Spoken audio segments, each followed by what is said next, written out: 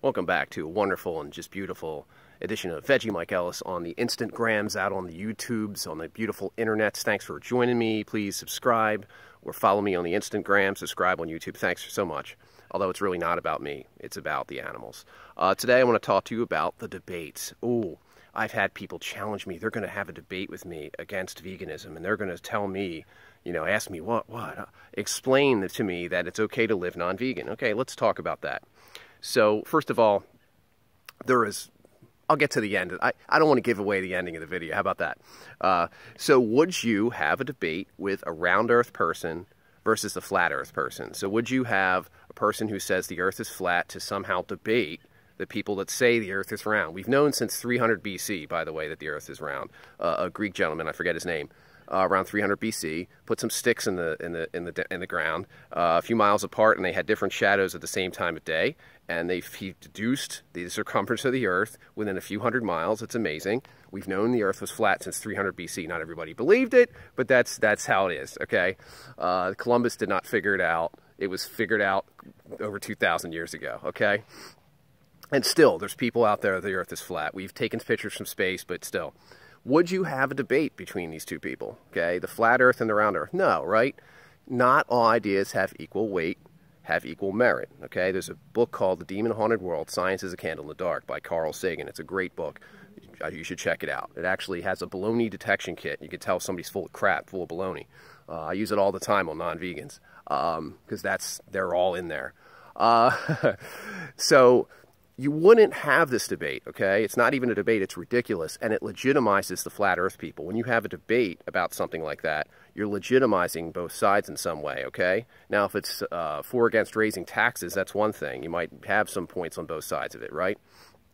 But when it comes to something like this, you're talking about senseless violence and oppression, discrimination, speciesism.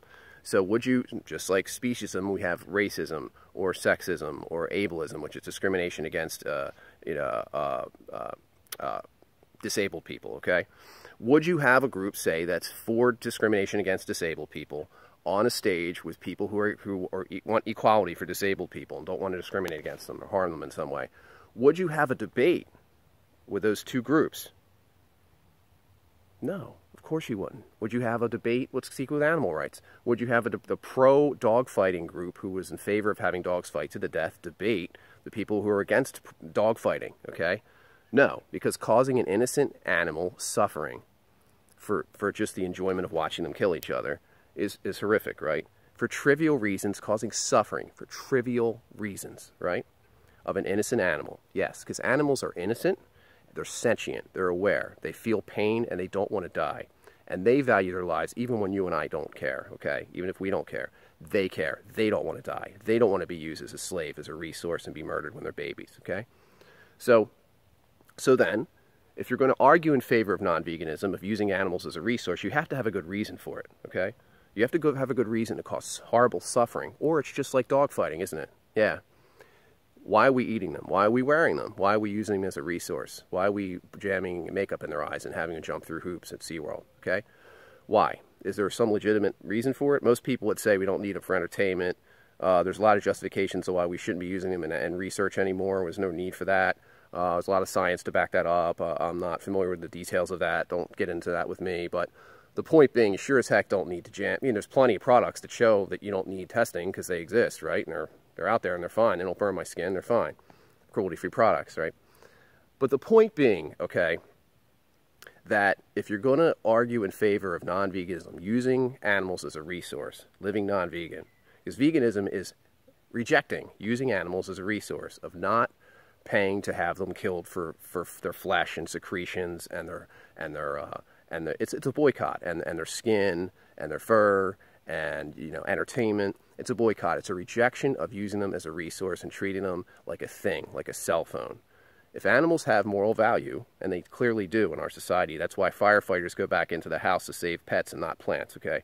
That's why we have laws. That's why we just made it illegal to eat cats and dogs. They have moral value. It's a big, fat contradiction. Veganism is the answer to the contradiction. To have a debate with someone, a vegan, and say that living non-vegan is somehow morally justifiable,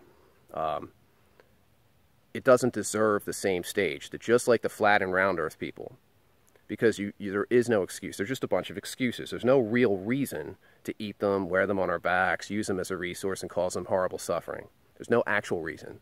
Just, I stepped on some ants, so I should cause horrible suffering on purpose of these animals, or lions do it, or what if you were stuck on a desert island? What about your protein? All protein originates from plants on the planet, by the way. And the animals eat the protein, we eat them. It's just one excuse after another. Hitler was vegetarian. He actually wasn't. But even if he was, what the hell does that have to do with you not going vegan? The native people at one point ate the animals and they had to. What the hell does that have to do with you not going vegan? It's just one thing after another, excuse after excuse after excuse. Search your heart, search your heart, search your mind. Is dogfighting wrong? I've said this in my 1.5 Why Go Vegan video, but it's just, the point is, animals have moral value. Causing them suffering is for trivial reasons like palate pleasure, and we've always done it this way, and every stupid excuse is not on the right side of history. It's on the side of history with oppression and suffering and racism and sexism and every other form of discrimination and oppression. If you want to be on the right side of history, and you want to do what's already in your heart and in your morals compass, if you're against dogfighting because you don't think we should cause suffering of innocent animals, you're already vegan in your heart. Now it's time to align your actions. It's not hard to do, by the way. It's not hard. It's only hard when you make it about yourself. It's so hard when you make it about you. When I made it about me. It's so hard when I made it about me. It's not about me. It's not about you if you like me. It's not about, I don't care if you like me. It's not about me. It's not about me having lots of followers on YouTube either. I don't give a crap about it. Thanks to my 31 followers, I don't care. I care about the animals. That's what matters. It's about them, and it's about justice. It's not about whether I love them. I don't have to love animals. You have to respect justice. What is just about having their throats sliced open when they're babies? What's just about it? Just because we like the way their flesh tastes. How's that work?